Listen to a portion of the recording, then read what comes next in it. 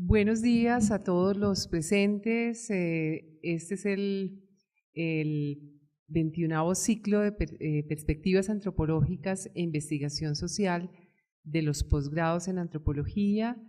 Estamos muy grato para nosotros tener estos asistentes y la conferencia que se presenta hoy en el ciclo es una conferencia del profesor José Vicente Rodríguez.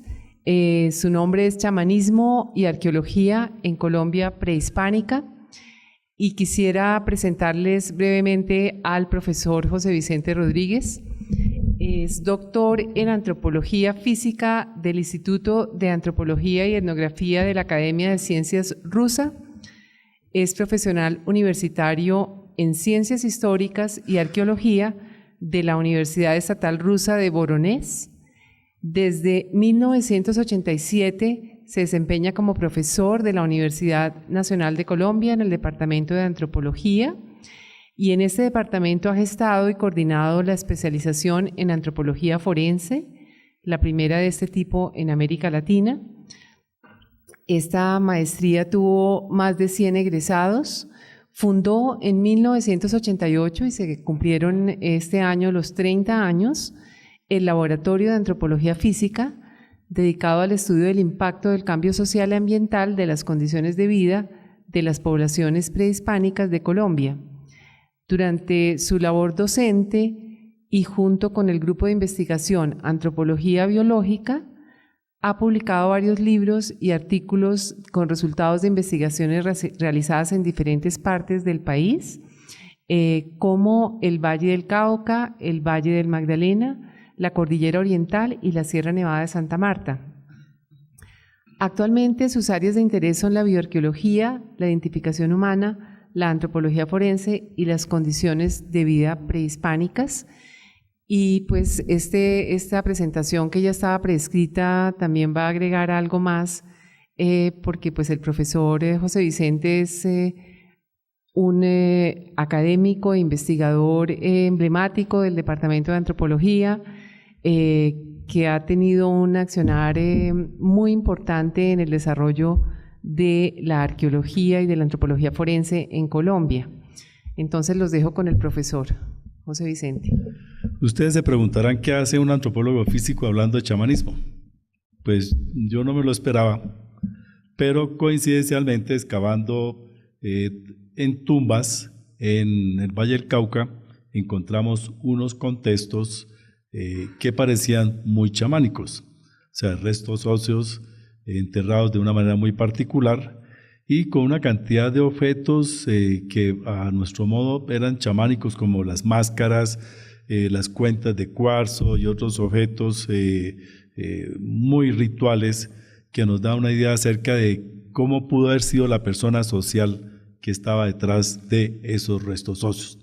Entonces me propuse leer todo lo que existía desde el punto de vista etnográfico para entender el chamanismo desde la perspectiva etnográfica, que es lo que más he estudiado, y también revisar los textos de los cronistas de los siglos XVI y principios de los siglos XVII para establecer cómo describían los españoles a esos chamanes, piaches, moanes, etcétera, cómo entendían ellos el comportamiento de esos chamanes. Entonces eso pues nos permitió hacer una aproximación al chamanismo desde la perspectiva arqueológica. Vale la pena resaltar de que los textos sobre chamanismo desde la arqueología son muy pocos, son contados con los dedos de una mano en el mundo. Son muy raros los textos, precisamente por la dificultad de poder extraer información a partir de contextos arqueológicos. Pero gracias al apoyo de la etnografía y de la etnohistoria, pues hemos hecho una aproximación a algunos contextos arqueológicos donde podemos aproximarnos a un planteamiento chamánico. Y si quieren saber cómo era un chamán arqueológico, pues ahí está, el de arriba a la izquierda. Así era un chamán arqueológico, un personaje que muy posiblemente estaba tatuado, ¿no? un personaje que era respetado, venerado, temido, y por consiguiente, pues cuando se moría, todo eso se reflejaba en la tumba, ¿no? Ese respeto, pero también el temor hacia él. Algunos eran enterrados boca abajo, rodeado de, digamos, protegido el cuerpo con toda la parafernalia que pudo haber utilizado en vida, las máscaras, los elementos, las cuentas de collar de cuarzo, importantísimas para estos chamanes prehispánicos, algunos objetos, figuras antropomorfas elaboradas en hueso, y unas vasijas que se han denominado alcarrazas, que son muy bonitas, que son rituales y que parece que emiten unos sonidos muy especiales, y a través de esas alcarrazas esos chamanes se comunicaban. Cada uno tenía su alcarraza, ya veremos cuál es la alcarraza. Es una vasija globular con 2 vertederas y una asa puente, y pues eso se manifestaba en los entierros. Pero hay que hablar de las chamanas también, ¿no? Tenemos chamanas y tuvimos la suerte de contar con 2 entierros muy chamánicos de mujeres jóvenes, en donde indudablemente eran igualmente reverenciadas, muy temidas, porque ellas sí estaban enterradas boca abajo, con toda la parafernalia característica de chamanas curanderas, porque los objetos con los que estaban asociadas ellas, esas chamanas, son de curación, como los punzones, los artefactos para moler, y los morteritos para triturar las plantas medicinales. Y es la foto que está aquí en segundo plano, en intermedio, que pensamos que es una chamana, y es una chamana que la hemos podido fechar, ¿no? Y pues muy particular todas sus características físicas y todos los objetos que estaban asociados a ese personaje. Y finalmente, pues lo que más resalta de los chamanes es la máscara, ¿no? Las máscaras, porque son innumerables, y en todo el país, la región que tiene mayor cantidad de máscaras en arcilla, como la que ven ahí, que es una máscara zoomorfa, es de un murciélago, y el murciélago pues es el animal totémico por excelencia de los chamanes, porque es un animal fertilizador, ¿no? Me refiero al murciélago frugívoro, que se come las frutas con sus semillas y luego las bota con el estiércol, y eso conduce a la reproducción de las plantas. Y también porque es un mamífero, pero vuela, y es un animal trascendental, que trasciende la oscuridad hacia el mundo de arriba con su vuelo, y eso es lo que refleja el interés de los chamanes, el vuelo estático, la posibilidad de trascender el mundo hacia arriba, hacia abajo, para poderse comunicar con los espíritus, buscar aliados con el fin de resolver los problemas particulares de cada sociedad. Y en esto hay que señalar de que el chamanismo no es ni religión. Muchas veces se la ha asociado con religión, porque no es una veneración a un dios, no es una filosofía, porque no trata de un estudio de ideas, de pensamiento, sino que es un pensamiento práctico que se desarrolló por la necesidad. Es una tradición milenaria, y vamos a tratar de observar más o menos qué contextos precerámicos pueden ser chamánicos en la arqueología colombiana.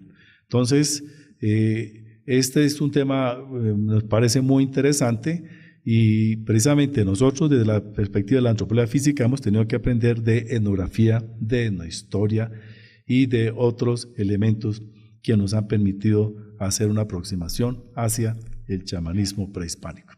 Y es muy importante el chamanismo en los indígenas, porque como decía Rachel, ellos tienen un patrón de comportamiento muy particular, y ese patrón de comportamiento, gracias a su apoyo en el chamanismo, es lo que les ha permitido sobrevivir, desarrollar un pensamiento, conocer el medio ambiente, desarrollar plantas medicinales que permitan curar al mundo, y no solamente curar las enfermedades biológicas, sino también las enfermedades del alma, y finalmente los chamanes poderosos curar el mundo. Y esta cita de Rachel me parece muy importante, porque muchas veces se ha querido homogenizar a los indígenas a la sociedad occidental, cuando ellos tienen una tradición de miles de años de conocimiento del medio ambiente que hay que recuperar. Y me llama mucho la atención algo que resaltaba un periodista sobre la cara oculta de los estados e iglesias. Esto que está sucediendo en Canadá, donde el Estado ha tenido que pedir perdón por todo lo que ha hecho a los indígenas, por haber sacado a los niños de sus hogares, de llevarlos a escuelas para civilizarlos, entre comillas, enseñarles el inglés o el francés y las tradiciones cristianas. Pues hoy día precisamente la Corte Canadiense de Derechos Humanos ha obligado al Estado canadiense a que repare a esos indígenas por haberlos llevado a la fuerza a centros de educación. Y en Colombia ya sabemos que los capuchinos desde los años 30 en la Sierra Nevada de Santa Marta y en la selva húmeda tropical hicieron lo mismo. Raptaron a la fuerza a los niños para civilizarlos, porque eso fue el mandato de los gobiernos colombianos, pero afortunadamente los indígenas se dieron cuenta de todo el daño que estaban ocasionando y estas iglesias, y bueno, aquí también hay que incluir el Instituto Lingüístico Verano, ¿no? Por supuesto, pero no hemos escuchado nunca una expresión de perdón de la iglesia ni del Estado colombiano con relación a los grupos indígenas. Y esto es parte de la identidad cultural, el chamanismo. Llámesele chamanes, bueno, chamanes de la lengua evenc, pero aquí se le llamaban tequinas, mayanes, piaches, seque, en los muiscas, ¿no? Eran sabedores, personas que estudiaban, que tenían sus universidades, solamente que nocturnas, porque dormían de día y estudiaban de noche, y no conocían la luz, pues conocían otro tipo de luz, ¿no? La luz del conocimiento, y se dedicaban precisamente a conocer las artes de la curación, los mitos, las danzas, todo aquello que le permitiera resolver los problemas de la sociedad. Y por esta razón, pues es un símbolo de identidad cultural, y los indígenas saben muy bien que en la medida en que puedan recuperar esas prácticas culturales, podrán igualmente preservar su identidad. Y para nadie es un secreto que los españoles, especialmente los curas, entendieron que para poder penetrar en el mundo indígena, para poderlo doblegar, dominar, controlar, tenían que acabar con el chamanismo, porque ellos constituían en el mayor obstáculo que existía para el proceso de conversión y para asimilar a esos grupos indígenas, es decir, para civilizarlos, entre comillas. Y por eso desde el siglo XVI se inició una cacería de brujas, pues para los españoles, persiguiendo a todo lo que tuviera una relación con la iconografía chamánica, ¿no? Se prohibieron los tunjos, toda la que tuviera alguna iconografía chamánica en las mantas, en la cerámica y en los objetos de uso material y por supuesto que los ídolos de madera. Entonces, todo eso fue prohibido porque sabían que en la medida en que eso era eliminado, asimismo la religión católica, apostólica romana podía penetrar y asimilar a esos grupos indígenas. Y en 1575 se declaró la extirpación de esas prácticas, ¿no? Se prohibieron todos los elementos relacionados con el chamanismo porque los mismos españoles entendieron que había unas escenas que los indígenas asociaban al ser espiritual, al ser, al sabedor, ¿no? Al conocedor. Generalmente esas figuras donde aparece el ser iluminado con las manos levantadas y las piernas abiertas y sentado en un banquito. Pues esas prácticas fueron prohibidas y en 1575 se declaró precisamente la extirpación de cualquier manifestación que pudiera dar cuenta de ese tipo de relaciones.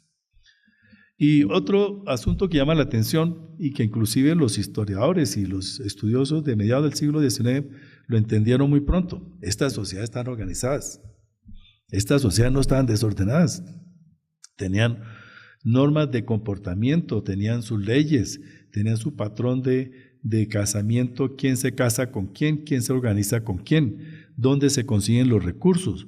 Todo era un mundo organizado y precisamente ese principio de organización se basaba en el chamanismo, gracias al chamanismo que trataba de conservar, preservar y de estudiar esas normas de comportamiento. Esas sociedades se encontraban organizadas desde el punto de vista social, desde el punto de vista ambiental e inclusive también desde el punto de vista biológico, porque no solamente era conocer los desajustes ambientales que podían incidir en el equilibrio de la sociedad, sino también el comportamiento social entre ellos, entre los mismos grupos humanos y finalmente los elementos biológicos que puedan conducir a que fueran afectados por determinadas enfermedades y conseguir los recursos vegetales y animales con el fin de poder curar a esas enfermedades. Entonces, eso es un elemento muy importante de que solamente hasta el siglo XIX los primeros investigadores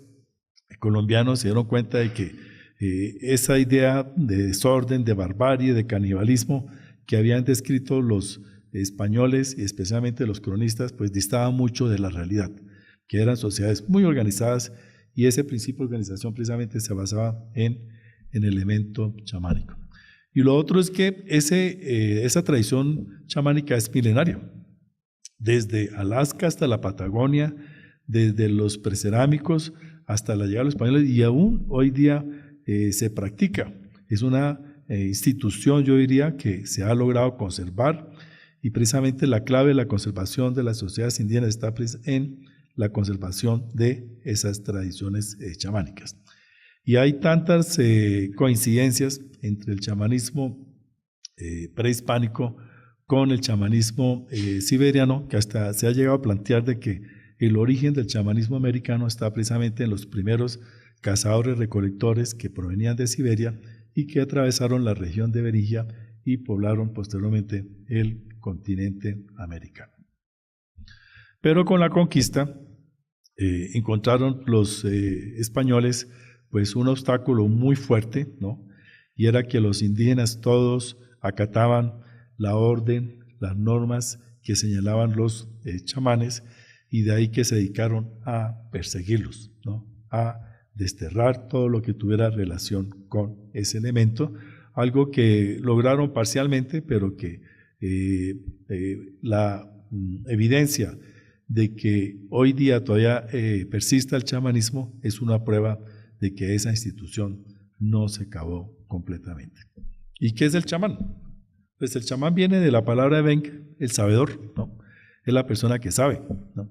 Es un personaje dotado de una vocación involuntaria, heredada o según el capricho de los espíritus, ¿no? Y tiene aquí distintos nombres, puede ser Piache, Mayán o Moán, ¿no? Jaibaná, etcétera, etcétera. Entonces, el equivalente a chamán aquí tiene distintas denominaciones según el grupo cultural. Y lo que llama la atención es que cada grupo cultural practicaba su propia forma de chamanismo, ¿no? Tenían sus distintas normas para el entrenamiento de los chamanes, ¿no? Distintas maneras de concebir el mundo, aunque hay mucho que compartían y es, como vamos a ver más adelante, una cosmovisión tripartita del universo. Entonces, ¿cómo podemos nosotros entender el chamanismo desde la perspectiva arqueológica? Por supuesto que nosotros con huesos, dientes, momias, artefactos líticos y otros no podemos entender el contexto, sino que tenemos que acudir a las analogías etnográficas. Y de ahí de que fue muy importante la revisión de los textos, especialmente de Gerardo Rayos Dolmato, quien fue uno de los primeros antropólogos que entendió que para poder comprender el comportamiento de las sociedades tenía que entender el chamanismo. Y en todos los textos que él publicó, ya sea sobre los Kogis, que es una etnografía muy interesante que realizó en los años 40, pero que posteriormente fue actualizada en los años 80, y todo lo que trabajó sobre los de Sana y grupos de selva húmeda tropical, pues precisamente le permitieron entender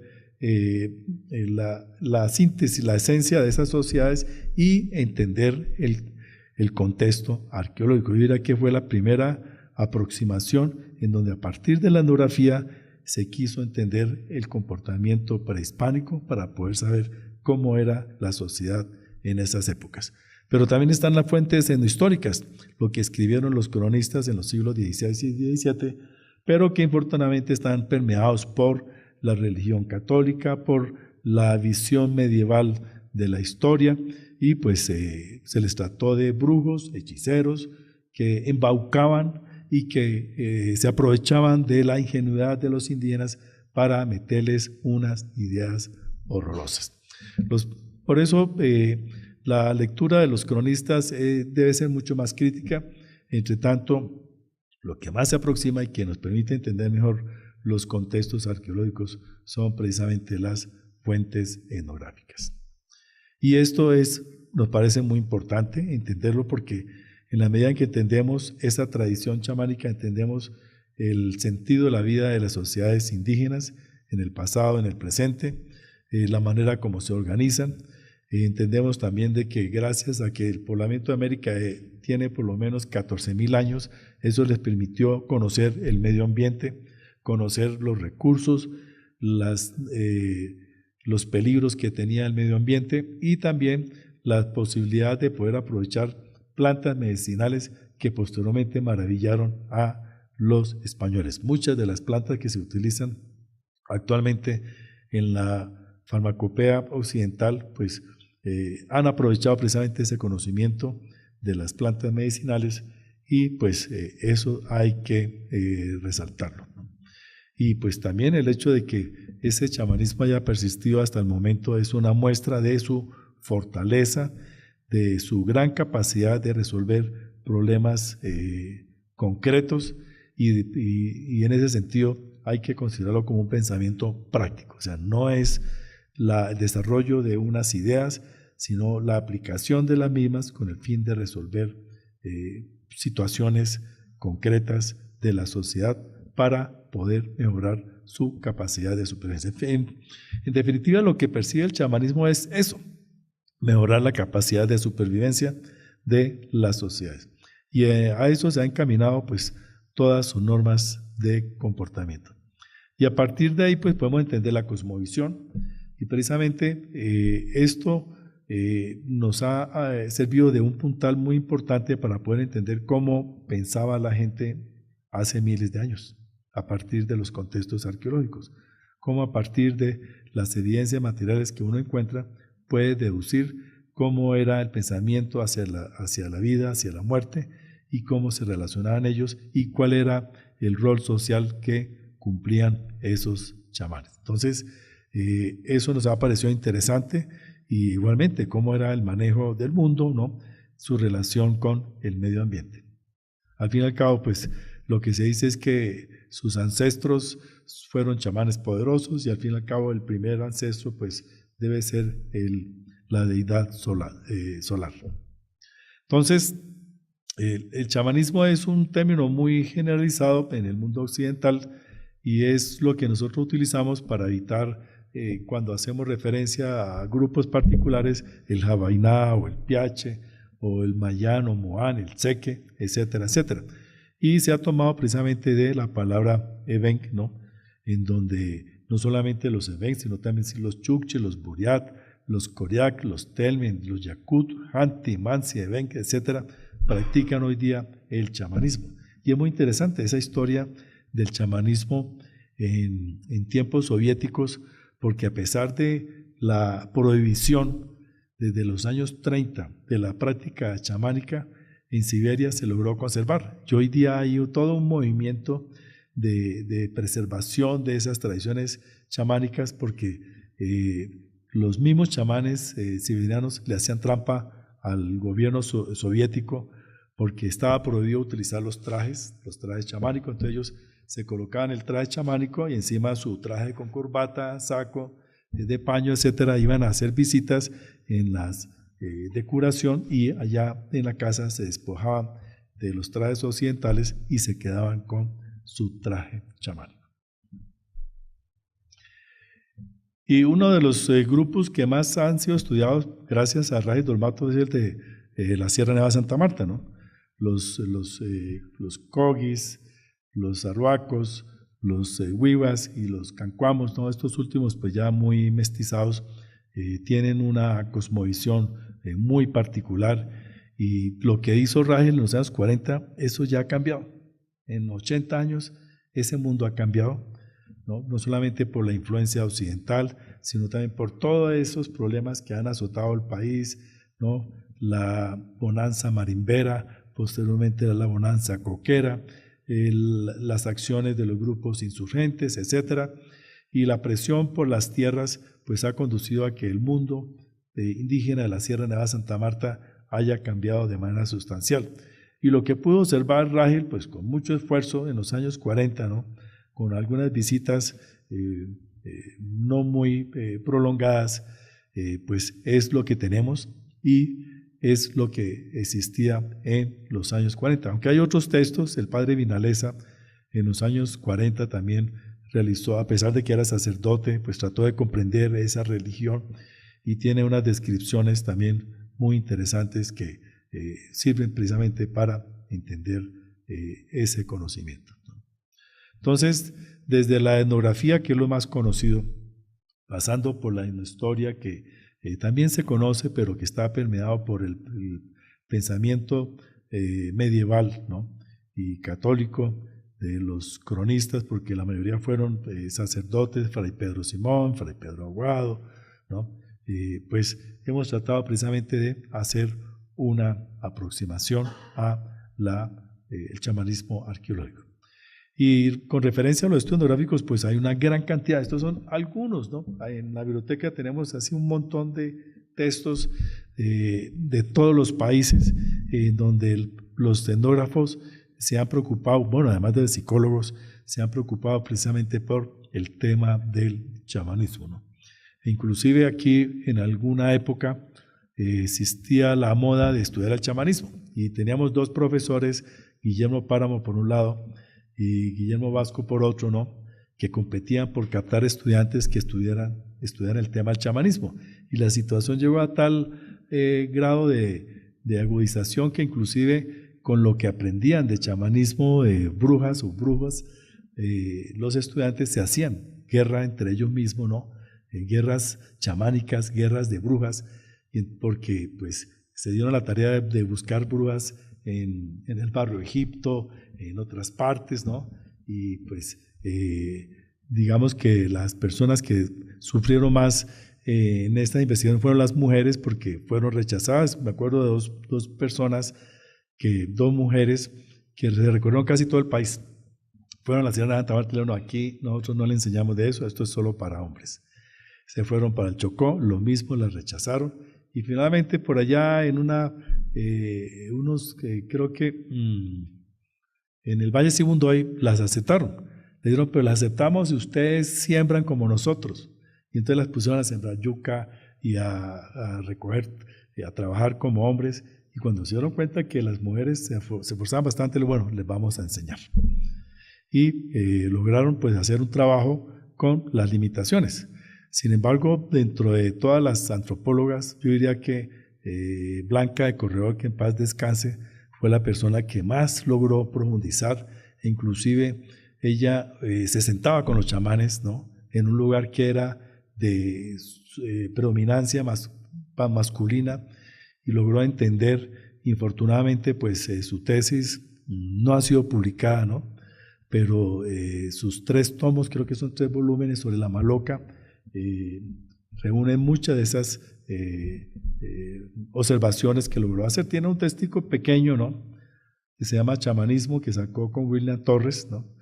Pero es una lástima que Blanquita no haya logrado publicar, en cierta medida porque también logró obtener un conocimiento muy profundo y muy secreto que tampoco los indígenas le permitieron publicar en su momento, ¿no? Ahora, los textos arqueológicos, como les comentaba, son muy raros, ¿no? Silva Celis fue de las personas que entendió que tenía que comprender el tema del chamanismo, porque buscando precisamente el Templo del Sol, entendió que el Templo del Sol era el sitio más importante de los muiscas, donde se desarrollaban los rituales, donde existían sacerdotes que eran ordenados igual que los caciques, que aprendían, que eran sometidos a un intenso ayuno, a un intenso entrenamiento, y entonces también se dio a la tarea de entender el tema del chamanismo.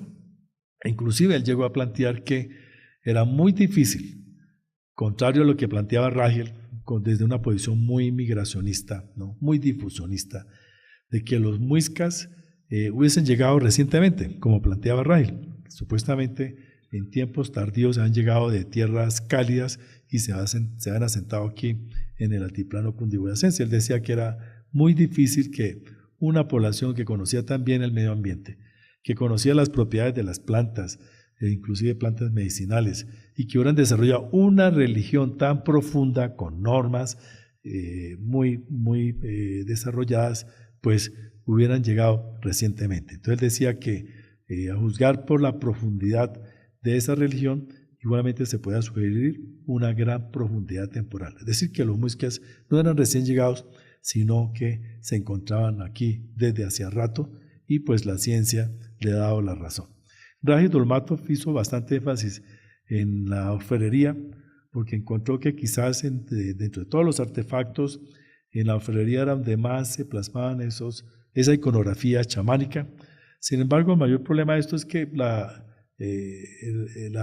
orfebrería nuestra proviene de sitios descontextualizados arqueológicamente. Son objetos de huaquería y por consiguiente no contienen contexto arqueológico. No sabemos ni de dónde, posiblemente hay una aproximación por los estilos, ni de cuándo provienen esos objetos, pero es un buen análisis. Y hay otras aproximaciones. Otro sitio que también ha sido de mucho interés para el estudio del chamanismo es San Agustín. No, ya todo el que visita San Agustín y ve esas estatuas impresionantes, pues sí queda igualmente impresionado por la iconografía de las estatuas y lo relacionan con chamanismo. De hecho, César Velandia se ganó un premio Ángel Escobar precisamente por leer la estatuaria desde una perspectiva estructuralista y encontrar unas normas que le sirvieron para poder entender precisamente esa iconografía. Por allá en los 90, César Velandia se ganó un doble, ¿no? Salió doblemente premiado y eso le permitió pues continuar con sus investigaciones. Y Héctor Llanos, quien trabajó durante casi 2 décadas en San Agustín, igualmente terminó analizando el tema del chamanismo y tiene un texto sobre las visiones mitopoéticas de San Agustín. Entonces hay una bibliografía muy extensa. Estos son algunos de los títulos, pero ustedes pueden encontrar en todos los países, Ecuador, Brasil, etcétera, una gran cantidad de textos sobre chamanismo. Ni hablar de Colombia. Tenemos desde la época de los esposos Hugh Jones, Kaj Arrem y otros europeos atraídos precisamente por el planteamiento de Ragel. Hay que hacer etnografía preventiva. Nosotros actualmente hablamos de arqueología preventiva, pero Ragel en los 40 estaba hablando de etnografía preventiva y decía, hay unos grupos que van a desaparecer, son de prioridad, y entonces llamó a franceses y norteamericanos, vengan, estudien porque esta población va a desaparecer, ya hay un proceso de occidentalización muy profundo y si no los estudiamos ahora van a desaparecer. Afortunadamente algunos estudiosos británicos, franceses acogieron ese llamado y pues inclusive algún sueco, ¿no? Kaj Arrem, atendieron a ese llamado y pues tenemos algunas monografías interesantes sobre eso. Y la iconografía pues desde la perspectiva arqueológica es lo que más se ha analizado. La iconografía de la estatuaria, ¿no? Que se relaciona con el chamanismo en San Agustín, en Isnos, ¿no? La iconografía de la orfebrería y infortunadamente no conozco textos que analicen la iconografía de las máscaras. Y tenemos numerosas decenas de máscaras muy bien conservadas en Palmira, Valle del Cauca, que corresponden a un periodo que se ha denominado bolo temprano entre el 500 antes de Cristo al 500 después de Cristo. Muchos colegas, cuando ven esa estatua que se encuentra en el alto de Lavapatas, dicen, parece un elefante. No, parece una danta. Pero no se atreven a decir que es un elefantoide, porque los elefantes desaparecieron aquí hace miles de años, los mastodontes, aquí no hubo otro tipo de elefantes, y es imposible encontrar un elefante en el Parque Arqueológico de San Agustín, porque esa estatuaria está fechada entre el siglo I y VI, VII después de Cristo. Entonces, ¿qué hace una estatua con rasgos elefantoides en el alto de Lavapatas? Los estudios que han hecho parapsicólogos en el Parque Arqueológico de San Agustín han demostrado con radiestesia de que es el sitio con mayor energía, y posiblemente aprovechando esa energía existente pudieron volar. A veces conversaba con un mamo y me decía, estuve ahí, este fin de semana estuve en Europa. Mamo, ¿usted viajó en avión a Europa? No, volé porque quería ver qué es lo que pasaba allá. Y eso lo hace un mamo que pues no tiene los poderes, o quizás no tan poderosos como los chamanes anteriores. Ellos perfectamente pueden haber visto un elefante de esos en la India y volar sin necesidad de un avión, sino a través de un vuelo estático. Por lo visto, usaban unas sustancias muy, muy fuertes, y vamos a ver algunos objetos que nos pueden dar una idea de qué tipo de enteógenos utilizaban, no solamente de plantas, sino también posiblemente extractos de algunos animales, entre ellos de hormigas. Y precisamente la lógica chamánica se apoya en el conocimiento. O sea, ¿quién es un chamán? Es un conocedor, no es un brujo, no es un hechicero, es un sabedor. Es una persona que ha aprendido, que ha tenido sus universidades, que ha tenido distintos niveles de aprendizaje, que se ha dedicado a estudiar toda la noche los mitos, los cantos, las danzas, con mamos más poderosos en las casas ceremoniales, y que inclusive tienen una escuela de altos estudios. Una vez que ya alcanzan cierto nivel, tienen que irse a sitios inhóspitos y permanecer durante mucho tiempo solos, sobrevivir con sus propios recursos y extraer energías que puedan existir en las rocas, en las montañas, en los lagos, en los ríos y en la misma selva. Y hablaba una vez con un maloquero del Caquetá Medio, decía que él estuvo 2 años en esa escuela de altos estudios solo, ¿no?, comunicándose, según él, con los espíritus. Pero hay algo que también comparten todos los indígenas, que es la cosmovisión tripartita. Entender el mundo distribuido en 3 partes: el mundo de arriba, donde están los astros, las deidades; el mundo del medio, donde están los humanos, las plantas, los animales, las rocas, ¿no?, y el mundo de abajo, donde están las arañas, los seres del inframundo, y el chamán con la capacidad de proyectarse hacia arriba o hacia abajo. Y no en vano, muchas de las o varias pirámides que se han construido están sobre antiguas cavernas, ¿no?, precisamente construidas porque esa iniciación chamánica, valga la redundancia, se inició precisamente en las cavernas. Y el chamán, con esa capacidad del vuelo estático, puede trascender el mundo arriba, pero también con lazos, ¿no? Los muiscas pensaban que las telarañas servían como lazos para poder descender, y por eso no mataban las arañas.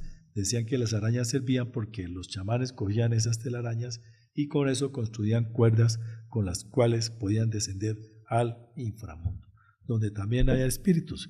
Y el objetivo del chamán, a través del vuelo estático hacia arriba, hacia abajo, es la de buscar espíritus aliados, espíritus que les puedan servir para la solución de problemas particulares. Pero otro elemento también importante es la socialización de la naturaleza. Es que las sociedades indígenas consideran de que los que tienen lazos de parentesco con las plantas, con los animales, con el agua, con las rocas, que esos plantas, animales tienen dueños y entonces cuando van a cazar venados, pues tienen que pedirle autorización al dueño de los animales, o a cardúmenes de peces para la pesca, tienen que pedir autorización al dueño. Todo tiene su dueño y todo tiene su orden. Y entonces lo que hace el chamán es conocer quiénes son los dueños de las plantas, de los animales, para que la cacería o la pesca pueda ser exitosa. Y esa cosmovisión tripartita se refleja en la iconografía, y precisamente esas urnas funerarias del Magdalena Medio, según Enrique Bautista, están reflejando esa edición tripartita. El chamán en la parte de arriba, el sabedor en su banquito, ¿no?, que puede proyectarse hacia arriba, hacia abajo, el cuello, que es el mundo del medio, y finalmente el útero. La persona nace de un útero y regresa a un útero, ¿no?, al útero de la Madre Universal. Lo otro es que, pues, asimismo dividen el mundo entre Madre Universal, entre los dueños de los animales, pero también está la muerte, ¿no? La muerte que llama y la muerte que causa terror. Y el chamán precisamente tiene ese objetivo de poder conocer ese mundo de los espíritus, tanto el de arriba como el de abajo, poderse comunicar con ellos y traer aliados para poder resolver temas muy particulares. Digamos que la región que mejor se conoce en ese aspecto es la de la Sierra Nevada de Santa Marta, ¿no? Y ese ciclo ritual lo realizaban a partir de ofrendas. Entonces, para poder sostener el mundo en orden, que todas las cosas estén en su sitio y que los animales puedan ofrecer elementos de cacería o los peces para la pesca, pues hay que hacer rituales. Y en esos rituales hay que colocar ofrendas, y esas ofrendas pues son precisamente comida para los dueños de los animales, con el fin de que puedan soltar parte de los seres que ellos están controlando. Y el objetivo de eso pues, es precisamente aumentar la capacidad reproductiva de los humanos y no humanos, ¿no? No solamente la capacidad reproductiva de los humanos para que se puedan sostener demográficamente, sino también de las plantas y los animales a los cuales ellos acceden. Y de ahí de que todo se ritualizaba, desde que nacía el niño, cuando se alcanzaba determinada edad, en la pubertad, la adolescencia, el estado adulto, cuando se casaba y finalmente cuando se moría. Entonces, eso estaba inmerso en un ciclo ritual en donde cada uno cumplía una función. Usted es un niño, usted tiene que jugar porque jugando aprende. Usted es un joven, igualmente juega cazando para que aprenda a cazar. Y las niñas pues también cumplían su función. Entonces todo ese ciclo ritual, todo ese ciclo vital era ritualizado, y eso se refleja también en los enterramientos. Entonces, nosotros vemos a los niños menores de 3 años, solamente eran considerados como fetos, o sea, no vivieron lo suficiente, entonces tenían que regresar al útero. Y de ahí de que esos niños menores de 3 años habitualmente están enterrados en urnas funerarias. Una urna que asimila o reproduce ese mundo del útero de donde nació. Nació de un útero y murió en útero porque tiene que continuar con ese proceso de vida. Entonces, todo ese ciclo ritual permite precisamente, es como la iglesia, ¿no? O sea, que en la iglesia, pues usted igualmente se aprende, ¿no? El Padre Nuestro, el Ave María y toda esa cuestión. Usted va allá y el cura le dice, empieza, ¿no? Tiene un ritual, empieza. Y es un ritual que permite mantener unas relaciones con esa iglesia. Y esos rituales, pues también cumplían esa función. Hay unos textos muy interesantes de Luis Cayón, quien ha replanteado mucho de las observaciones de Rahil, pues Rahil no estuvo mucho tiempo con los Macuna. Luis Cayón vivió bastantes meses con ellos y tiene algunas diferencias con lo que planteaba Rahil.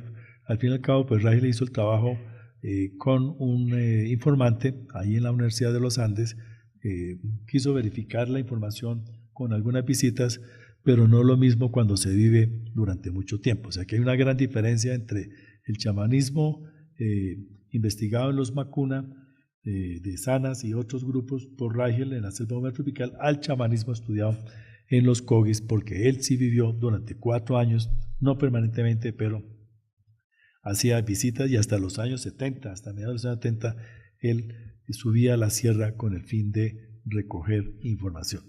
Entonces, el texto que sacó hace unos años Luis Cayón, Pienso, luego existo, la teoría Macuna del mundo, me parece que es un texto muy interesante precisamente para entender el comportamiento, la cosmovisión de esos grupos. Y en la sierra, pues, bueno, otro elemento del chamanismo americano son los enteógenos. Entonces, es un elemento que permite concentrar. O sea, ellos entendían que el ser humano tiene cuerpo y tiene alma, que esa alma o espíritu puede salir a voluntad, puede salir involuntariamente, y si sale involuntariamente, pues puede quedar atrapado en un mundo de espíritus que pueden ser malignos o benignos, pero a través del aprendizaje y a través de las plantas enteógenas puede salir y recorrer el mundo y regresar a voluntad con el fin de poder reproducir o informar acerca de lo que se ha encontrado. Entonces hay muchas plantas, ¿no? El peyote, los hongos, ¿no? El humo del tabaco, la coca, pero la coca es más suave, ¿no? La ayahuasca o el yagé, digamos que es de los más poderosos, o quizás el yopo, ¿no? Pero hemos encontrado unas máscaras, precisamente la máscara que se ve arriba, es una máscara bastante extraña, porque tiene gusanos como mocos que le están saliendo en la nariz, pero tiene también en las mejillas otros gusanitos, y eso, esa producción de flema generalmente se asocia cuando consume yopo, que es muy poderoso. Entonces, precisamente genera una irritación de los tejidos y genera una segregación, y precisamente el reflejo de ese estado de trance se representa iconográficamente en esas máscaras como unos gusanitos que le salen de la nariz. No hemos encontrado la evidencia química del uso del yopo, pero pensamos que Malagana, un sitio en Palmira, fue un sitio de mucho chamanismo, ¿no? Ya vamos a ver las máscaras que ellos utilizaban y que utilizaban otro tipo de sustancias psicotrópicas. Además de la coca, como los indígenas de la Sierra de Santa Marta, ahí está representado una gráfica del padre José Vinalés en los años 50. Tenemos una escena de curación de unos indígenas de los llanos orientales, pero hemos encontrado en sitios arqueológicos conchas, unos caracoles marinos que tienen su huequito y por dentro tienen una sustancia que no hemos podido detectar como la que está en el centro. Pero en Palmira, o sea, la máscara es de Palmira, ese caracol es de Palmira, es un poporito, y hemos encontrado varios poporos de esos, pero llama la atención el que está abajo, que es una hormiga, es un poporo hormiga, ¿no? Y es una hormiga que tiene un veneno muy poderoso, ¿no? Y es un poporito, tiene la parte superior entre la cabeza, tiene el recipiente para la sustancia, y fíjense que el agujerito para colgarlo, ¿no? Pensamos que algún tipo de hormiga generaba una sustancia muy fuerte que utilizaban posiblemente en procesos de curación o también para el vuelo estático. Entonces, valdría la pena profundizar en qué tipo de sustancias psicotrópicas se usaban en los yacimientos prehispánicos. Me parece que eran muy poderosas, especialmente en San Agustín, para poder ver tanto mundo extraño y que eso quedara plasmado en la estatuaria. El que más se ha conocido, el que más se conoce es el yagé. Es el psicotrópico del enteógeno más difundido en el noroeste de Sudamérica, y pues según Schultes, quien trabajó el tema de los enteógenos, es una planta que sirve para liberar el alma de su confinamiento corporal para que viaje libremente fuera del cuerpo y regrese a él a voluntad. El alma así liberada lleva a su poseedor de las realidades de la vida cotidiana a un reino maravilloso que considera real, en el que él permite comunicarse con sus antepasados. Y para ello, pues además de los enteógenos, se apoyaba en elementos de poder, que es lo que se conoce como la parafernalia. Entonces usted ve un chamán siberiano, tiene su instrumento, ¿no? Unos tamborcitos que tienen un movimiento cadencioso que sirven como para hipnotizar, ¿no? Las danzas, y además tiene unos sonajeros y unos elementos de poder como son las piedrecitas, especialmente los cuarzos, ¿no? Elementos que ellos consideran que le dan también poder al chamán, además de algunos amuletos con huesos de algunos animales, venado si quiere correr rápido, o de caimán si quiere tener fuerza, o de venado si quiere saltar, o etcétera, etcétera, ¿no? Y las plumas de aves, que son muy vistosas, pero que están señalando es el aura del chamán. ¿Qué es el chamán? El chamán es un ser poderoso, es un sabedor y tiene una aura poderosa. ¿Y cómo reflejan el aura? Con las plumas. Y precisamente a un chamán ecuatoriano le preguntaban que si podía dibujar el aura de otros chamanes, y eso fue lo que dibujó en la parte de abajo. O sea, es reflejos, haces de luz. Entonces, un chamán es tanto más poderoso cuanto más rayos de luz o de energía tenga encima de la cabeza. Y los que manejan la parestesia o la parapsicología pueden con la cámara Killian fotografiar el aura de la gente. Hay gente que tiene una aura pequeña, hay otros que tienen una aura grande, ¿no?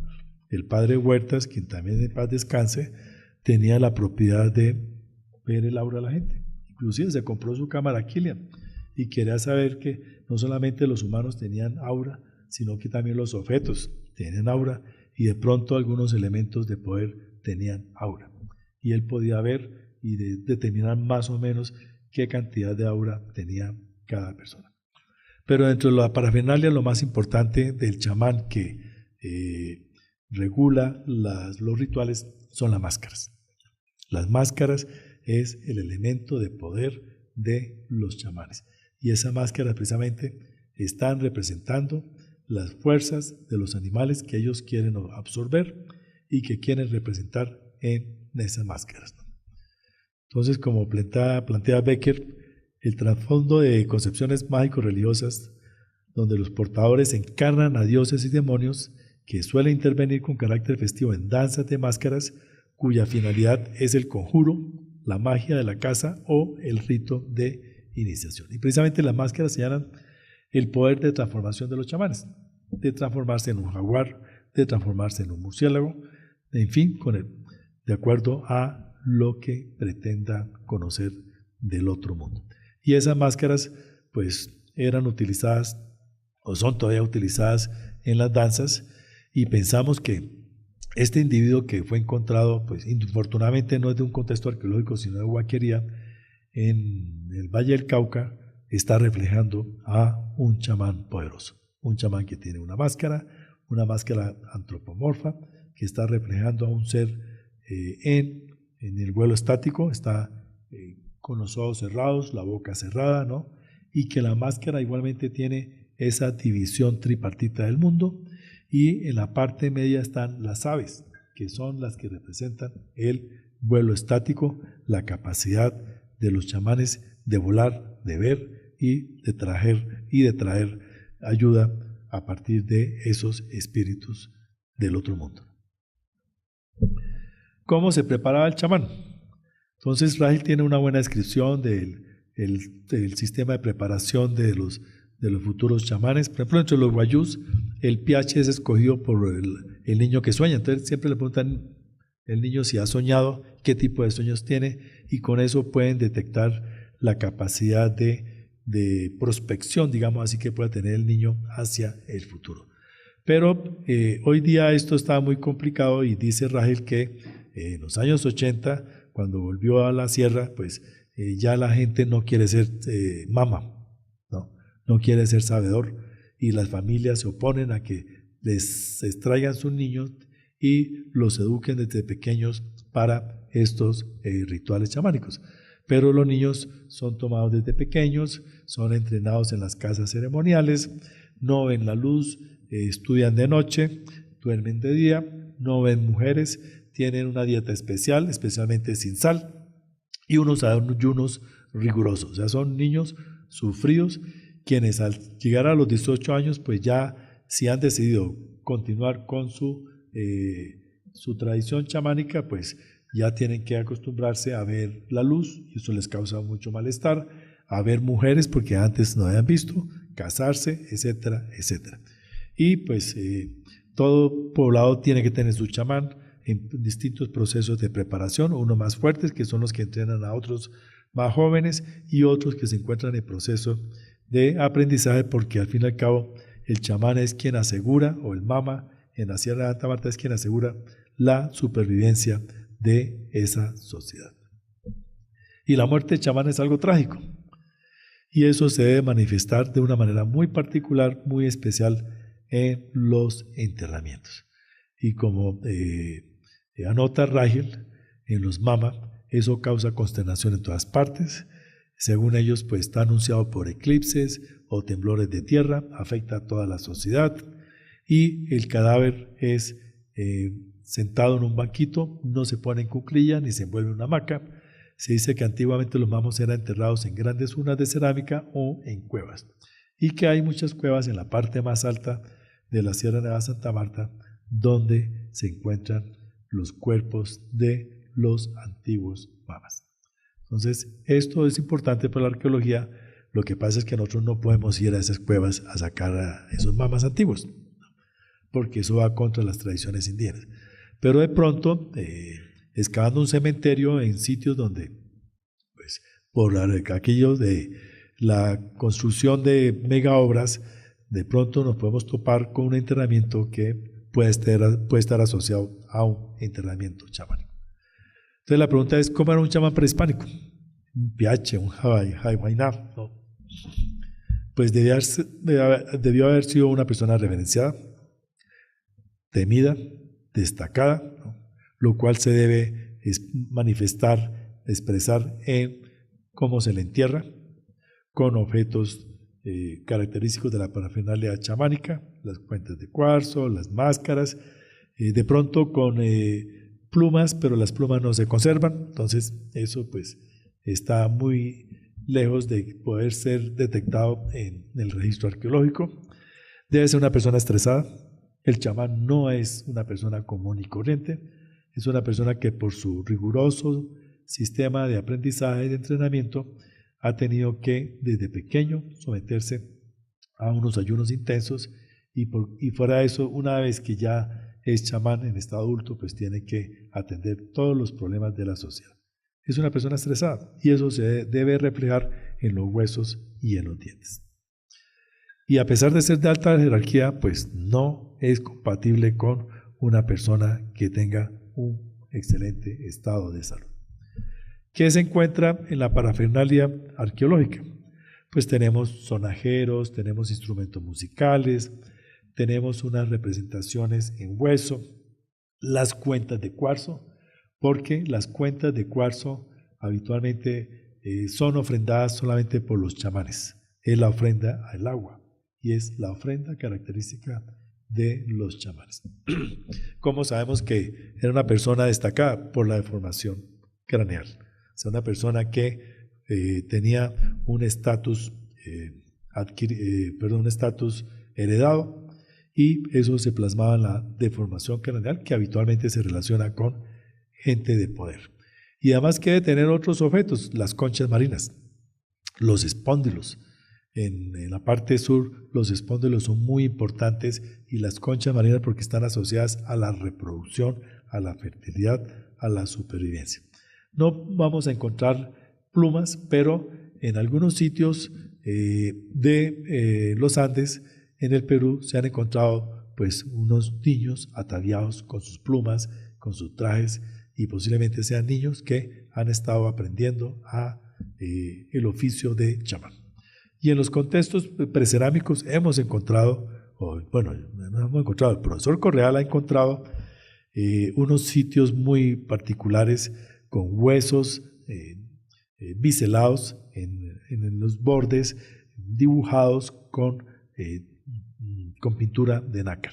Y finalmente, objetos de curación, como los punzones. Ese hueso que ustedes ven es un hueso humano, es un radio humano y es un punzón, y eso lo encontramos con una chamana, además que tenía la piedra de amolar de esos punzones. Una de las prácticas de curación más antiguas es la de sangrar con punzones, ¿no? Para liberar sangre y supuestamente para liberar malas energías en las personas. Entonces, podemos encontrar marcas de estrés y en los dientes es donde mejor se reflejan. Existen defectos del esmalte que cuando el esmalte se está formando y el niño por algún evento de presión, de estrés, no crece muy bien, pues deja de formarse el esmalte y eso puede configurar una línea, una banda o un hoyuelo.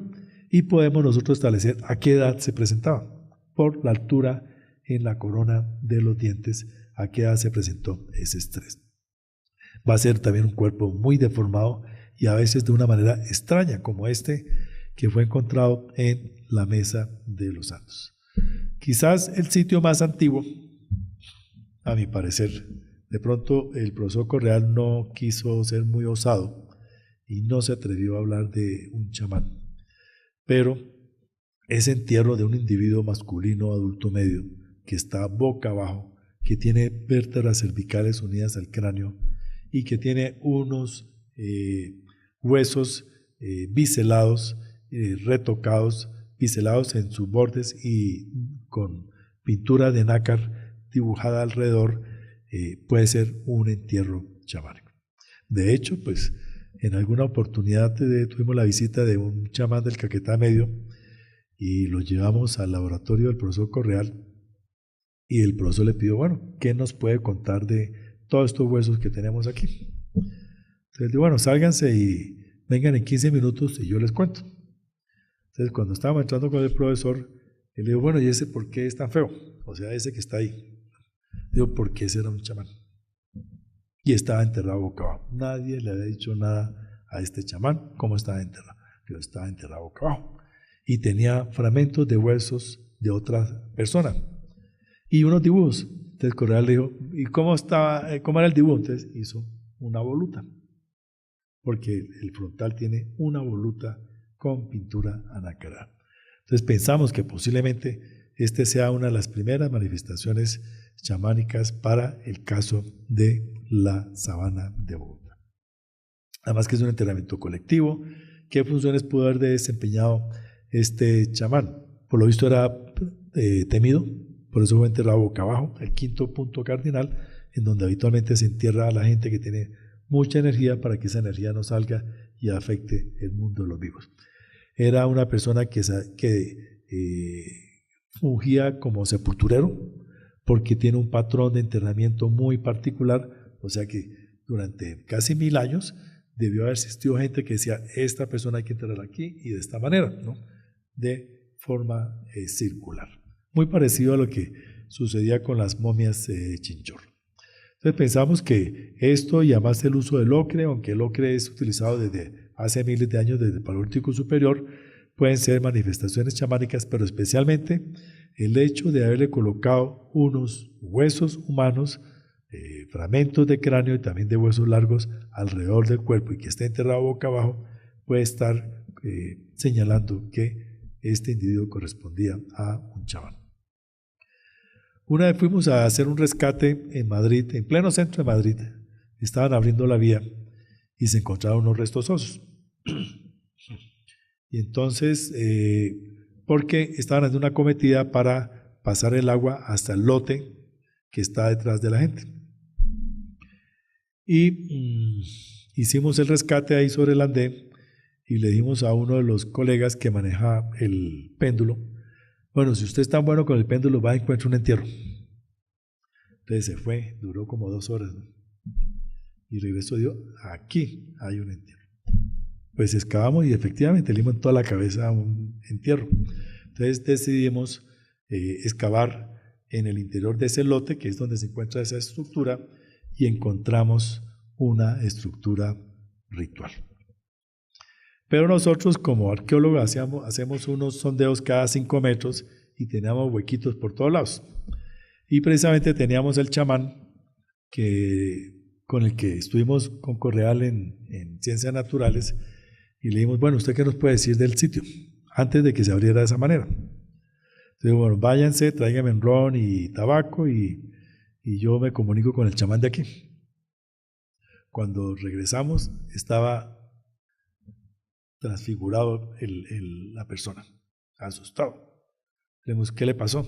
No, el chamán de aquí me cogió, me subió contra la pared. Me dijo, ¿usted qué hace ayudándole a esos blancos que son los que han destruido todo esto acá? Entonces le comentó que nosotros íbamos era por el conocimiento, que nosotros no íbamos detrás de tesoros, ¿no?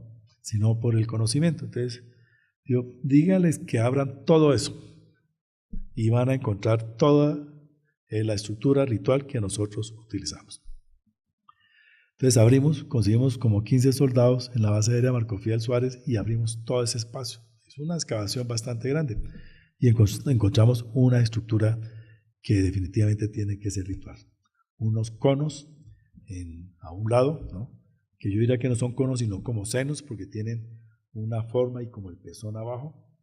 Tienen un canal central, unas estructuras piramidales invertidas, truncas, y también unas líneas de arcilla blanca que nosotros no pensamos que era, no sabemos qué era, entonces lo quitamos al principio, pero después cuando nos dimos cuenta que eso continuaba y que estaba alineado, lo dejamos. Y en el sitio, ¿sí se ve la flecha? ¿No? Aquí en este sitio que dejamos como testigo, para mirar la estratigrafía del canal, el chamán nos dijo, ahí van a encontrar una ofrenda humana. ¿Cómo vas a ver esas cosas? Pues excavamos eso que habíamos querido dejar como testigo estratigráfico y encontramos efectivamente una ofrenda humana. Un pie humano sobre un metate con restos de animales y también de cerámica. Entonces, mandamos a fechar, tenemos varias fechas. Ese es un entierro que está dividido en dos, un muisca temprano hacia donde está la calle, unos entierros rarísimos, y este que es con la estructura grande corresponde a un Herrera tardío, pero Herrera temprano en la calle y Herrera tardío en el interior del lote. Y el 21 de septiembre pudimos observar a las 3 de la tarde que el sol dejaba unas huellas muy simétricas en las estructuras cónicas.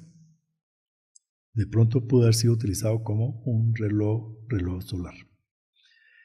En el centro tenemos una piedra que es un metate mal elaborado con un pie humano articulado. Está el pie humano en un rinconcito junto a cerámica y huesos de animales. Encontramos un entierro que está...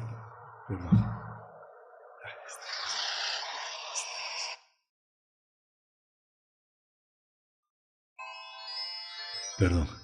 Encontramos un entierro humano del Herrera temprano, pero nos llamó la atención el hecho de que esa estructura construida durante el periodo de Herrera, porque tenemos fechas del Herrera temprano y del Herrera tardío, fue utilizado posiblemente por muiscas para ofrendar cuernos de bóvidos. Y lo mandamos a fechar y nos dio 1540 después de Cristo. Es decir, cuando ingresaron los animales vacunos aquí a la sabana de Bogotá. Y eso tiene una representación, ¿no? El cuerno es como señal de rechazo, ¿no? Posiblemente los muiscas lo enterraron para rechazar a los conquistadores. Lo cierto es que nos parece que es la primera evidencia de un enterramiento ritual correspondiente al periodo de Herrera. Y ese entierro que ven ahí tenía una copa destruida, pero no es una copa de la sabana de Bogotá, es una copa del Valle de Magdalena. En la Cueva de los Santos, en la Cueva de los Indios de la Mesa de los Santos, hemos encontrado restos momificados. Según los cronistas, la momificación se aplicaba a los personajes de la alta jerarquía, ¿no? Tenían distintos procesos de momificación, evisceraban, rellenaban con resinas y moqueaban o ahumaban el cuerpo para que se pudiera preservar. Además de la deformación craneal de estos restos momificados, hemos encontrado defectos del esmalte. O sea, contrariamente a lo que se piensa de que la alta jerarquía tenía mejores condiciones de salud que la gente del común, hemos encontrado que estos individuos padecían de momentos de estrés, especialmente entre los 2 y 3 años, que por un lado coincide con el destete. Ese individuo es de una momia, todos esos dientes, y tiene unas líneas de efectos del esmalte bastante marcadas. Yéndonos al Valle del Cauca, que es donde hemos encontrado pues, una gran cantidad de sitios contextualizados, fechados, con máscaras y con unos entierros muy particulares. Entre ellos tenemos la tumba 47, que es un individuo deformado, ¿no? Que fue enterrado con máscaras, es un individuo que no está horizontal, sino ligeramente elevado, y que además tenía unas piezas que se conocen como alcarrazas, que son muy rituales y que vamos a ver más adelante. Tenemos otro, la tumba 51, que pensamos que también es un chamán. Tiene 2 máscaras, una zoomorfa que refleja un murciélago y otra antropomorfa, pero fíjese la parte superior de la máscara. Tiene una edición tripartita, ¿no? Y una V en el medio, ¿no? Que está reflejando el vuelo estático. Tiene cuentas de cuarzo cristalina, de cuarzo cristalino, alcarrazas, cuencos, ¿no? Es un entierro muy, muy especial. Y pues esa máscara se está reflejando precisamente el aura del chamán, dividido en 3 partes, ¿no?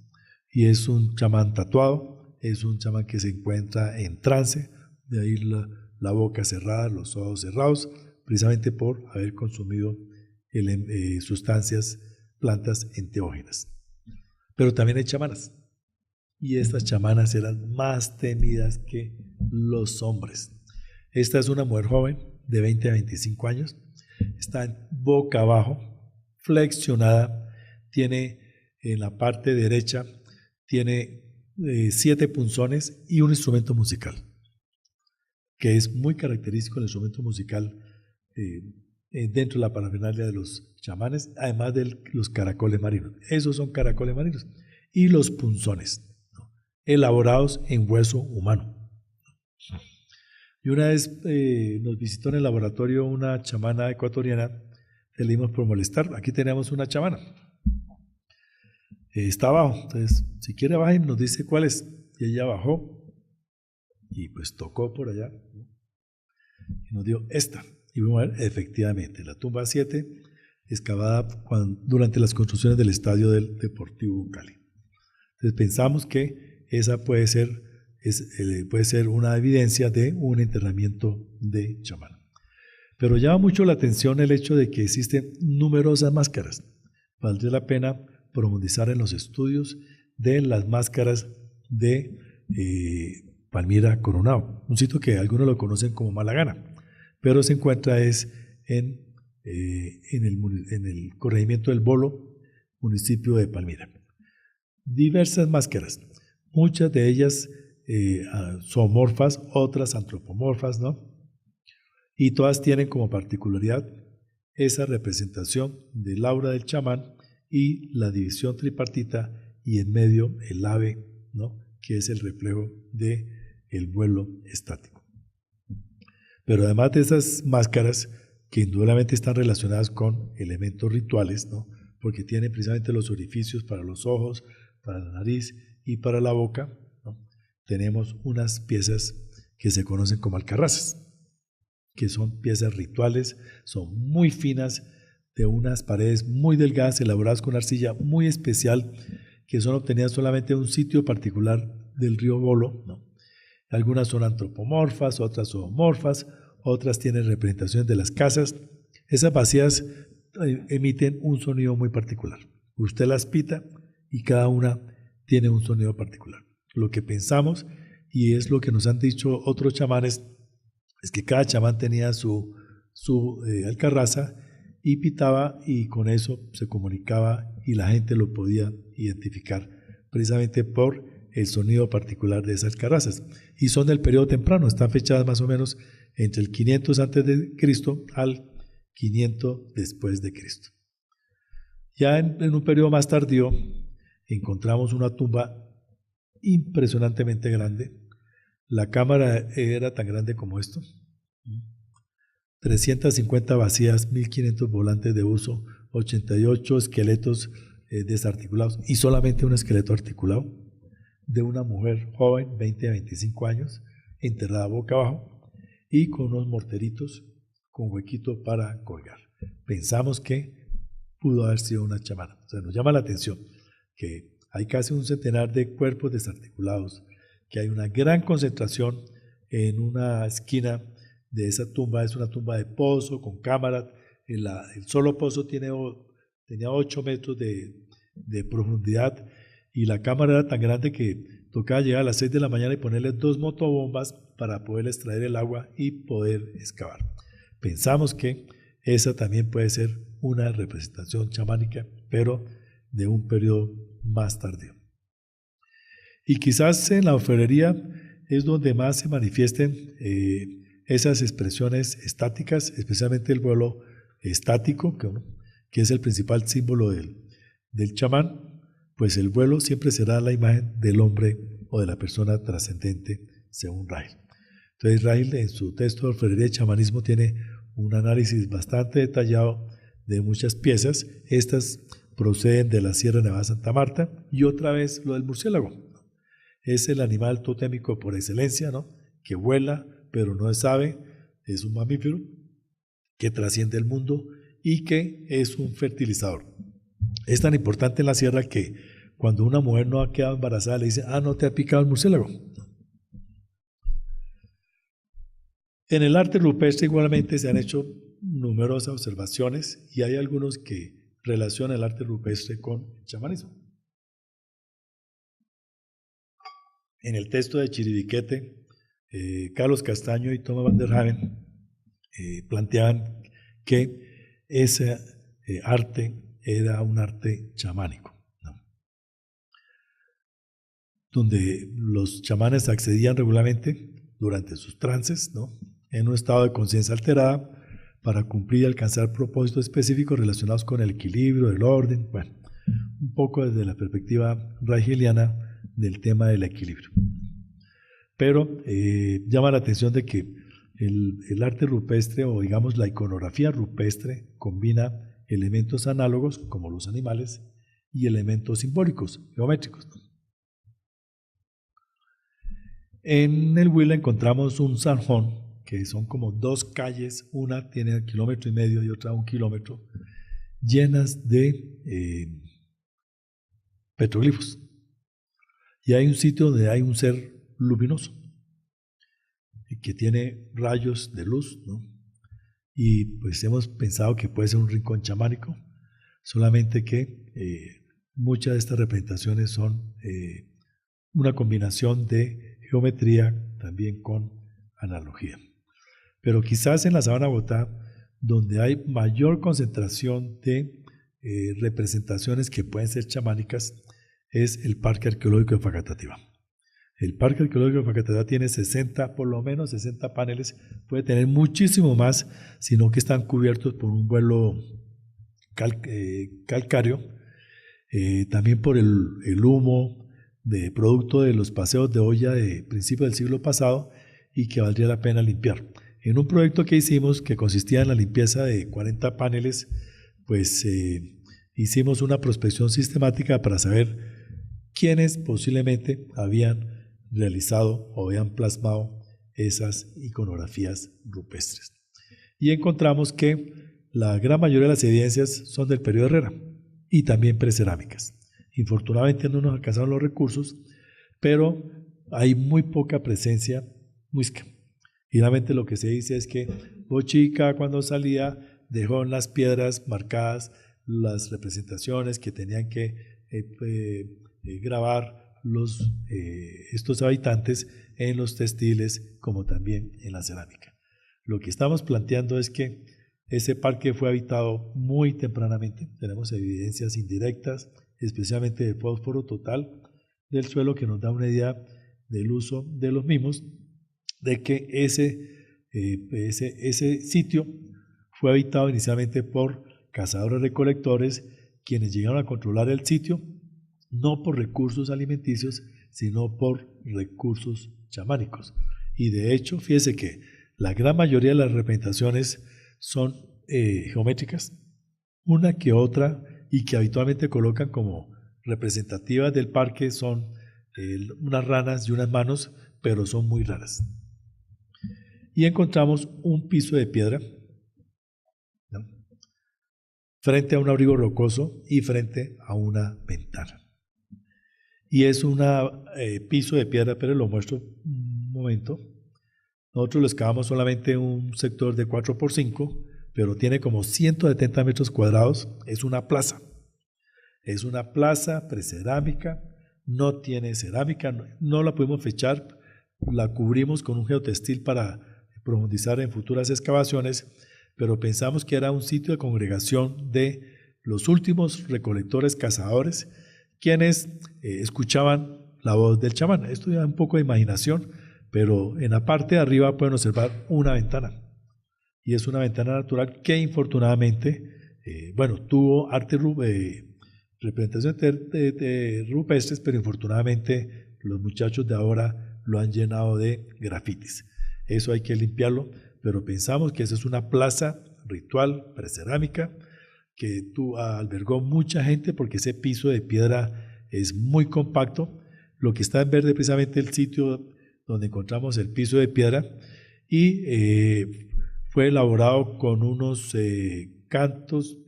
fragmentos de areniscas que fueron cortados intencionalmente, dispuestos, y de tanto pisotearlos, eso quedó bastante compactado.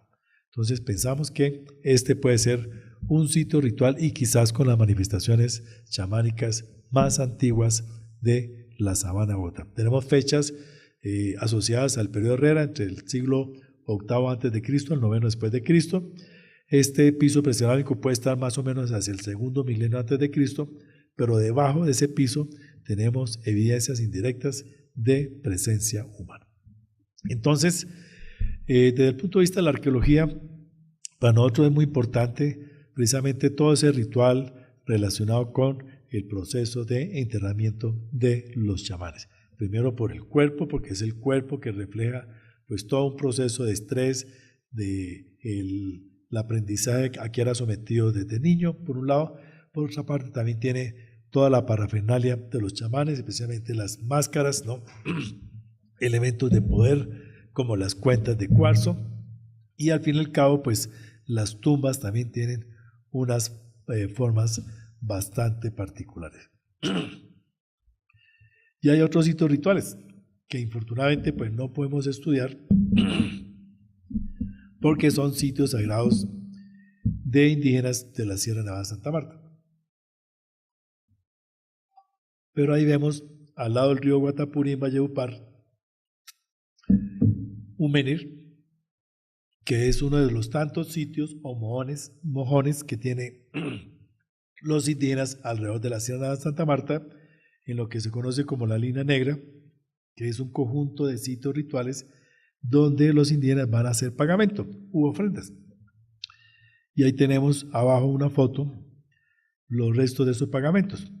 Son elementos de tejidos de algodón envueltos en cáscaras, en la cáscara de mazorcas, de maíz.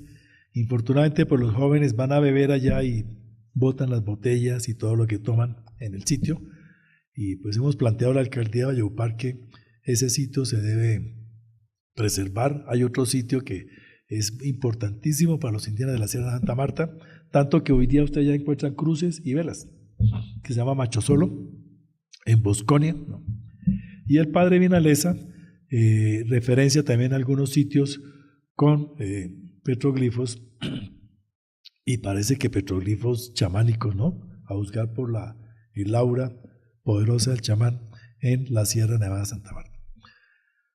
Pero también tuvimos la oportunidad de excavar un sitio muy ritual, una tierra negra, un antrosol. Un antrosol es una tierra formada por los humanos, es un suelo antropogénico con alto contenido de minerales, especialmente fósforo total, lo que nos da una idea de la intensidad de su uso, y una tierra que fue ritualizada, fue cubierta. Según la tradición de los indígenas que vivían ahí, hacia los años 50 los últimos indígenas se fueron y cubrieron eso con esas estructuras de piedra, pero ahí también realizaban ofrendas, como vemos en una vasija con unos contenidos rituales. Tenemos también unas piedras que parecen piedras comunes y corrientes, pero son muy similares a los trigonolitos que se asocian a la vagina. En las Antillas se asocian a la vagina, que es un elemento de fertilidad. Algunos lo relacionan con la diosa de la yuca. Y las cuentas o tumas de diferentes colores que cumplen diferentes objetivos característicos de la Sierra Nevada de Santa Marta. Pero quizás el entierro más espectacular, yo diría muy chamánico, es el encontrado en Lagoa Santa, Brasil, con 8.000 años de antigüedad. Le cortaron las manos, se las pusieron de manera diferente, en un pequeño hueco, tiene huellas de corte en las mandíbulas, ¿no? Y fue picado, ¿no? La parte distal del radio, creo, sí. En conclusión, por lo que nosotros encontramos en los cuerpos de los chamanes que hemos analizado, que son cuerpos robustos, con fuertes inserciones musculares, ¿no? Que fueron personas afectadas por el estrés, quizás por los ayunos, el confinamiento, las largas horas de trance, las enfermedades de sus pacientes, ¿no? Y pues también las sustancias psicotrópicas empleadas durante las ceremonias, ¿no? Y pues lo que pensamos es que el tema chamanismo es muy importante, no solamente para poder documentar, reconstruir la historia del pasado, sino también porque actualmente constituye una estrategia cultural muy importante para la supervivencia de las sociedades del Estado. El año 2012, pues eso generó cierto alboroto, ¿no? Porque se hablaba de una catástrofe relacionada con el calendario maya. No sucedió, pero parece que está desfasado ese calendario como en 6 años o 7 años. Muchas gracias.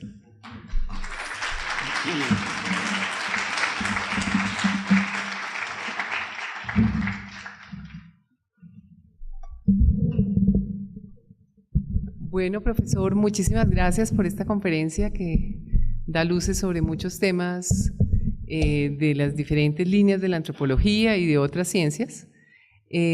Ahora quisiera abrir una sesión de preguntas al profesor José Vicente.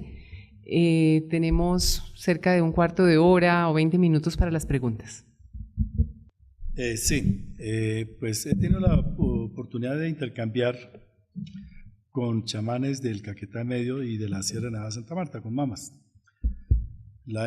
Y pues nosotros hemos ido a consulta, ¿no? Porque uno de los objetivos nuestros cuando hicimos la investigación en la Sierra Nevada de Santa Marta era respetar todas sus tradiciones. Entonces nosotros hicimos pagamentos, ofrendas por toda la línea negra alrededor de la Sierra de Santa Marta, pidiendo permiso para ingresar a la sierra y posteriormente al sitio en particular. Y el mamo nos veía. Yo lo que veo es que es buen psicólogo, o sea, puede detectar la personalidad de la persona y detectar también las enfermedades y aplicar algunos procedimientos terapéuticos básicos para algunas enfermedades, pero para otras no. Por ejemplo, la peritonitis, la apendicitis yo no la pueden curar. Si usted le da apendicitis, tiene que ir donde el médico facultativo para que lo opere. Y si tiene problemas de ligamento y cosas de esas, tampoco lo cura. Y con respecto a esas visiones, pues en varias oportunidades el chamán del Caquetá Medio nos visitó aquí en el laboratorio Y siempre me decía, él se llama José Juan Matapi, me decía, tocayo, si quiere le cuento algo mañana. Ah, bueno, listo, yo le listo material. Entonces le sacaba restos muy antiguos, otros restos menos antiguos, y en alguna oportunidad le saqué unos restos forenses. Le dije, bueno, tocayo, ¿qué puede decir? Y apenas vio los restos forenses, pegó el brinco y yo quité, porque esos tuvieron muerte muy trágica y tienen mala energía, entonces quítelos. Y él decía, estos son antiguos, son los abuelos de los de acá, y más o menos se aproximaba a cómo estaban enterrados, inclusive el sexo y la edad, y qué padecimientos tenían. Y entonces uno queda asombrado porque coincide con lo que uno ha visto desde el punto de vista de la anatomía comparada. Yo he trabajado mucho en el Amazonas y pues en algún momento quise hacer unas preguntas sobre el cuerpo humano y cómo era compuesto en la lengua indígena, y obviamente quienes contestaron las preguntas fueron los, entre comillas, no sé, ellos se llaman Ke'ei, que es como el chamán, y personas conocedoras, no podían contestarlas cualquier persona, pero yo me sorprendí con el grado de conocimiento tan profundo. Incluso cuando hice consultas con médicos acá en Bogotá, que tenían sobre todas las partes del cuerpo humano, porque claro que ellos conocen el cuerpo humano, desde luego que lo conocen, porque allá también muere gente de manera violenta, o también hay huesos enterrados desde hace muchísimos años y ellos algunas veces los habrán encontrado. Entonces yo lo explicaría de esa manera porque a mí me ha sorprendido muchísimo que conocían órganos que incluso yo no conocía, y los médicos me preguntaban acá en Bogotá, uy, pero conocen todo el cuerpo, lo han investigado realmente. Claro, porque si no, no podrían curar las enfermedades, y probablemente pues son conocimientos ancestrales de muchos siglos y de muchas generaciones. Bueno, uno de los objetivos del chamanismo es proteger el territorio, conocer el territorio y protegerlo. Porque entre chamanes también se hacen guerras, ¿no? Y se mandan espíritus, se mandan elementos que puedan afectar a los otros. Pero nosotros no hemos visto los entierros, me parece que es muy difícil detectarlo, ¿no? Pero por lo que uno lee en los contextos etnográficos, entre ellos existen contiendas y también por destacarse quién es más poderoso que el otro, ¿no? Aunque se dice que el chamán debe tener como principal particularidad ser sencillo y humilde. Sí, en el Estadio Deportivo Cali, cuando estaban construyéndolo, se encontró un cementerio. Y hay unos restos articulados, que es la tumba 7, que pensamos que puede corresponder a una chamana muy joven, pero una chamana que curaba el cuerpo, por lo visto, ¿no? A juzgar por los elementos con que estaba asociada. Y otros cuerpos desarticulados. Los desarticulados los mandamos a fechar, nos da una fecha como de 1250 después de Cristo, que es un momento es un siglo, el siglo XIII es un momento de grandes cambios culturales en todo el mundo, en todo el mundo. Usted ve que es el paso de un periodo a otro en muchas partes, ¿no?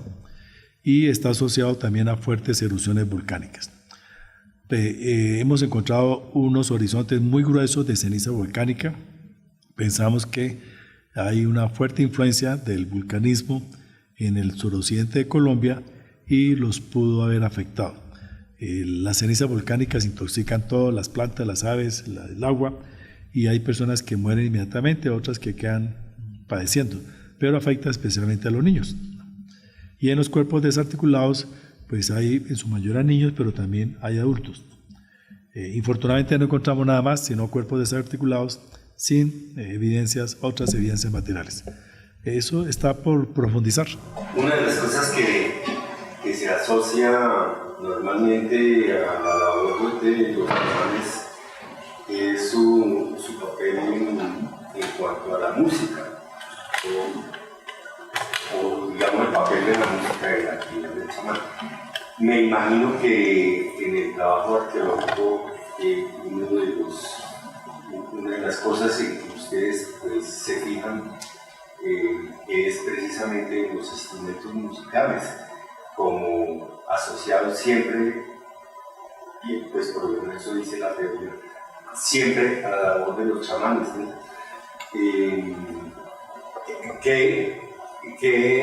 digamos, qué datos, qué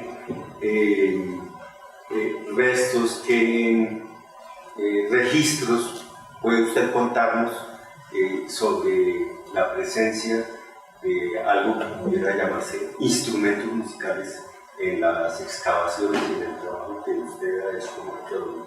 Sí, nosotros hemos encontrado instrumentos musicales en sitios arqueológicos que son flautas y ocarinas, habitualmente elaboradas en hueso. Falta un estudio para saber qué tonalidades musicales existían, ¿no? Pero la tumba 7 nos está mostrando.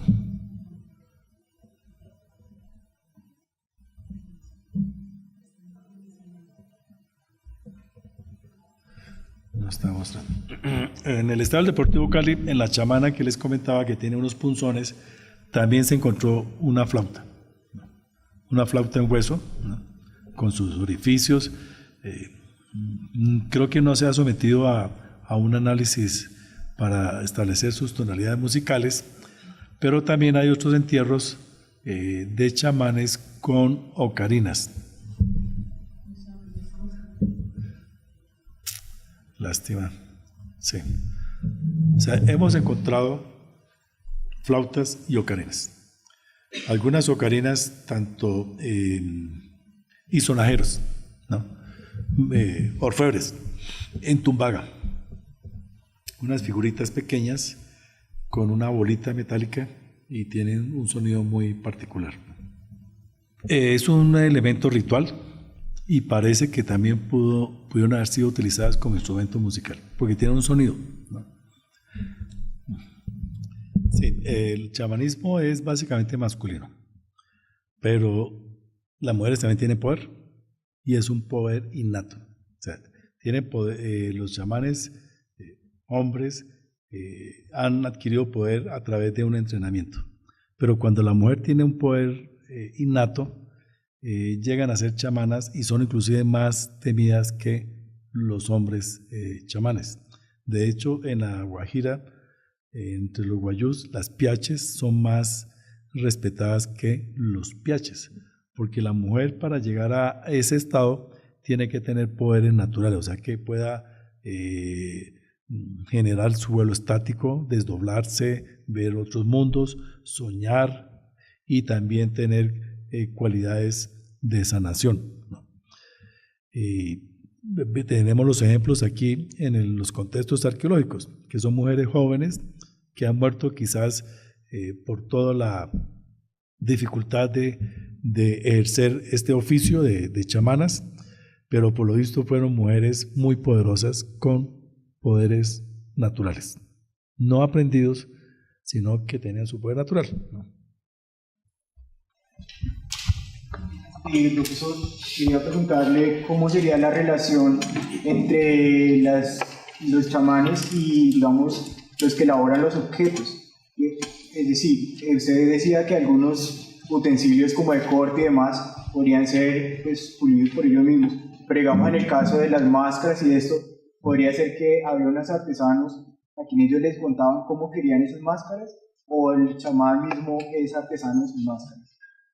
Responder, pero indudablemente que los chamanes o elaboraron directamente esos objetos, ya sea como picapedreros para la estatuaria de San Agustín o alfareros para las alcarrazas, o fueron la fuente de inspiración para los artesanos especializados en esas labores.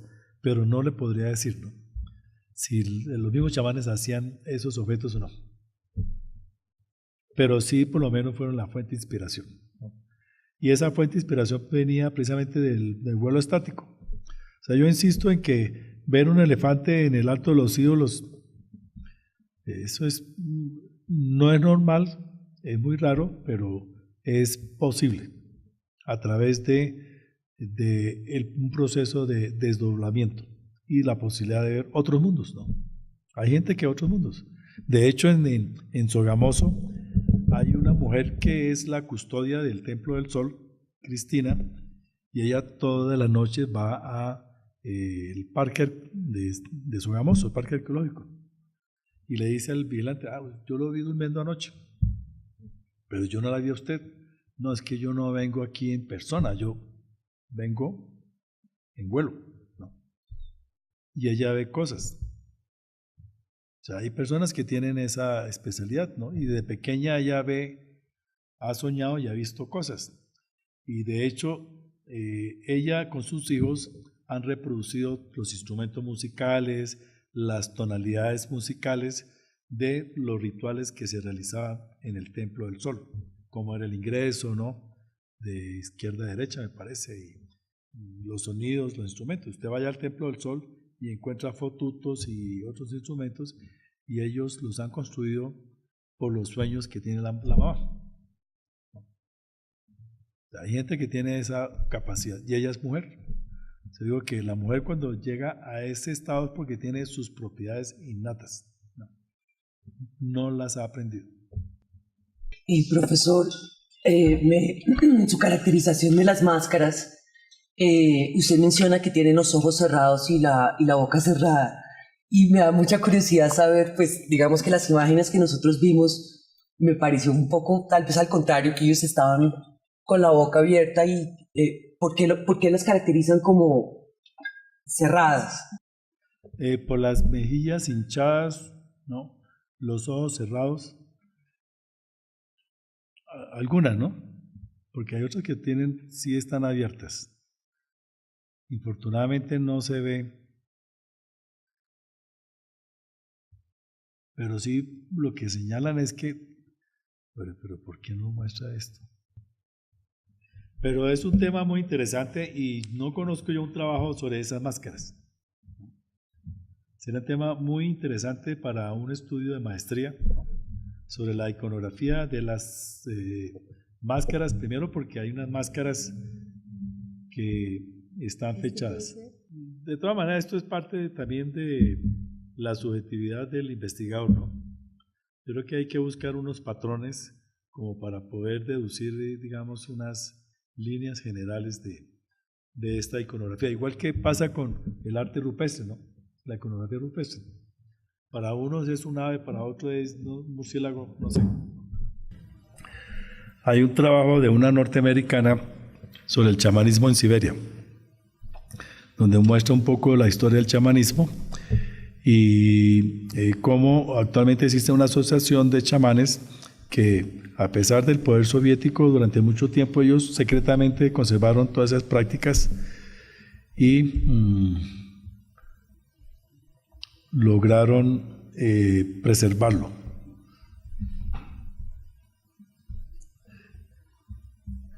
Michael Harner, el chamán norteamericano, también tiene varios trabajos al respecto.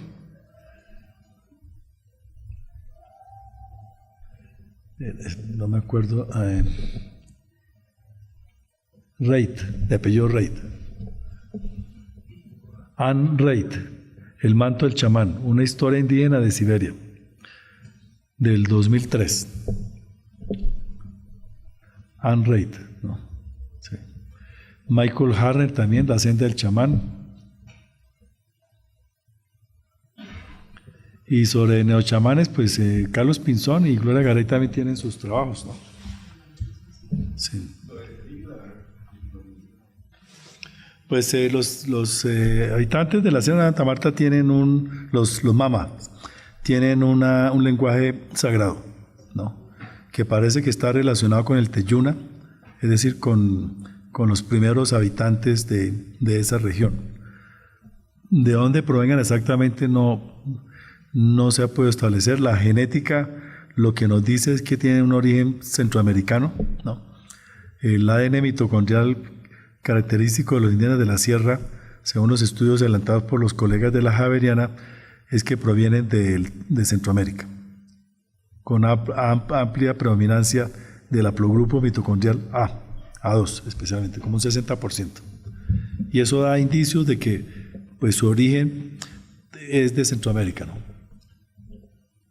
Simplemente usted aunque me da la impresión de que lo contrapone, digamos, con la vida actual, por ejemplo, de niños, hijos de gente poderosa, o que está, digamos, destinada a cumplir ciertos roles de mucha ascendencia en la sociedad. Usted habla, digamos, de las situaciones estresantes a las cuales se ven sometidos los chamanes, sobre todo en su infancia y en su proceso de formación, aunque a mí no me parece que sea tan distinto a la actualidad. Es decir, hijos de reyes en la actualidad, hijos de personas muy poderosas, también son criados en situaciones sumamente difíciles, de mucho estrés, y en cualquier caso, digamos, muy poco relacionadas con lo que debiera ser la crianza de un niño normal. Sí, yo creo que no es tan distinto hoy en día, pero poco qué papel juega eso, ¿no es cierto? Esa crianza, esa educación, digamos, tan difícil como sujeto de privaciones, como de poder experimentar ciertas cosas que no todos los niños ni todo el mundo experimentaría, pero poco qué papel juega eso. Sí, es un proceso de entrenamiento muy fuerte, tanto que las mamás no quieren que sus hijos sean chamanes, porque saben que los tienen que destetar a los 3 meses, entregárselo a una mujer que acompaña al mama en la casa ceremonial y que se someta a todo ese proceso de invisibilizarse ante la sociedad y luego salir ya formado como hacia los 18 o 20 años. Algunas personas pueden morir durante el proceso de entrenamiento, ¿no?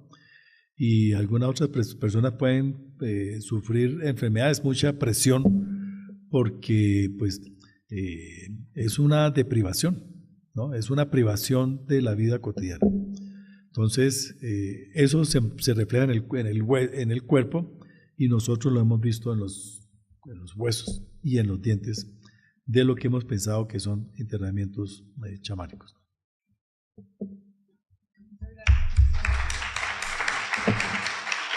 Gracias a ustedes.